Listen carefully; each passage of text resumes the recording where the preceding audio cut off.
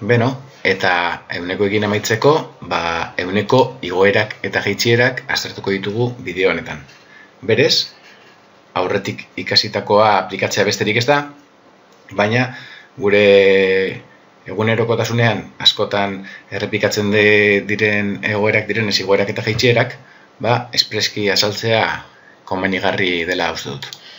Orduan, eguneko jaitsierak. Adibide batekin aztertuko dugu. Bihar, beherapenak hasiko omen dira.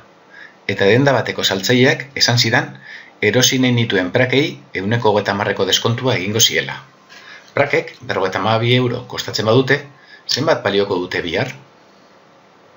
Bueno, jaitsera bat da, ez? 130 jaisten badidate, 170 ordaintzen dut, ez? 100 da guztia, jaitsi didate 130, beraz 170 ordainduko nuke. Eta ni badakit, prakek balio zutela 52 euro. Orduan, 52 euroren 170 kalkulatu behar dut. Eta hau, badakigu egiten dela, 52 bider 170 amartar moduan, 0,7, hau da, 70 zati eun, bai? Eta eragiketa hau egiten, badakit amaieran, 36,4 euro ordainduko ditu dela.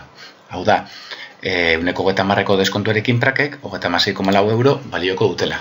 Hasieran, 52 balio zuten, bider 0,70, bai, 130 jaitsi da, lortzen dut amaierako kantitatea biderketa hau eginez, ez? Bale, adibide bera, baina beste datu batzuekin aztertuko dugu orain. Praka batzuk erosi ditut beherapenetan 36,4 eurotan. Prakek 130ko deskontua zeukaten. Zenbat balio zuten beherapenen aurretik? Orduan, kasu honetan ere, egoera berdina da. 130 jaisten badidate, 170 ordaindu duela, bai? Bale. Baina, datuak daukagu amaierako prezioa deskontuarekin, 130ko deskontuarekin, eta ez dakiguna da hasierakoa. Bai, orduan, hasiera edo Xen, hasierakoaren 170, kasu honetan badakigu lehen bezala dela 36,4. Bai, badakigu zenbat den emaitza. Ez dakiguna da zenbat balio zuen hasieran. Beraz, begiratu. Hasierakotik amaierakoa lortzeko 100koa biderkatu badiot, amaierakoa daukat kasu honetan, eta hasierakoa lortu behar dut. Orduan, bestea biderkatzen lortzen badut, atzerako prozesua, kontrakoa, zatitzen atera beharko dut, ez? Orduan, X izango da, amaierako kantitatea, zati kasu honetan, 0,7. Eta honek, ematen dit, hasierako prezioa, 52 euro, bai? Orduan, amaierakoa dakidanean, zatiketa baten bitartez lortzen dut hasierakoa. Lehengoaren kontrako eragiketa. Bale, igoeretan, berdin, baina, kasu honetan, igoerak dira, bai? Goesan adibide batekin. Urtarriletik aurrera, elektrizitate fakturak 5%ko igoera izango omen du. Orain arte bataz beste, 55 euro ordaintzen banituen hilean, zenbat ordaindu beharko dut hemendik aurrera? 5%ko igoera izan dut beraz. Orduan, zenbat ordaindu dut? 100 bai? 100 gehi, kasu honetan gehitzen diogu igoera, bai? Gehi bost, bale. 100 ordaindu dut.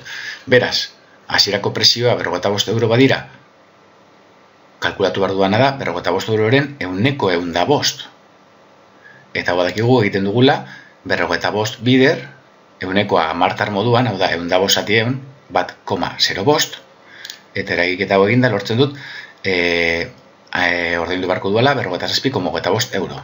Hau da, hasierako kantitatea neukan orain ere, amaierakoa lortzeko, 100koa biderkatzen diot, bai? Lehen bezala.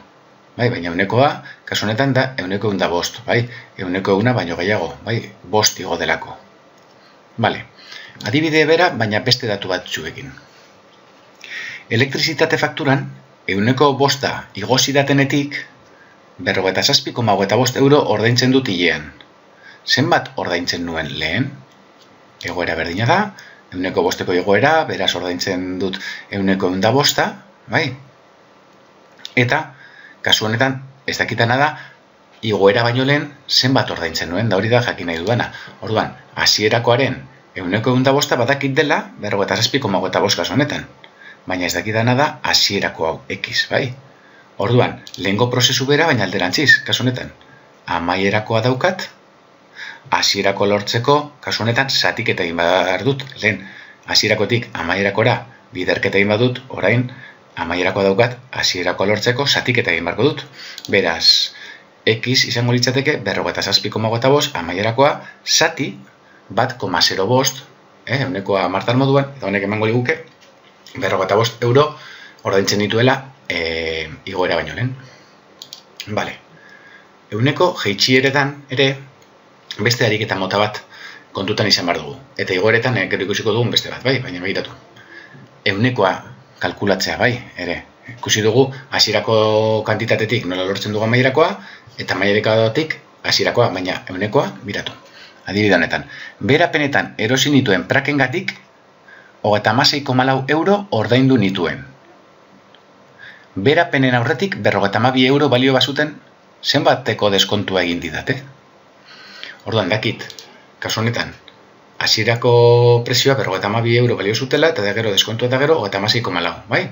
Orduan, badakit, 52 euroren euneko ez dakit zenbat, hau da kalkulatu behar duana, dala 36,4, bai? Bale, baina euneko hau, kasu honetan ez da izango deskontua, izango da ze ordaindu dudan, ze euneko ordaindu dudan.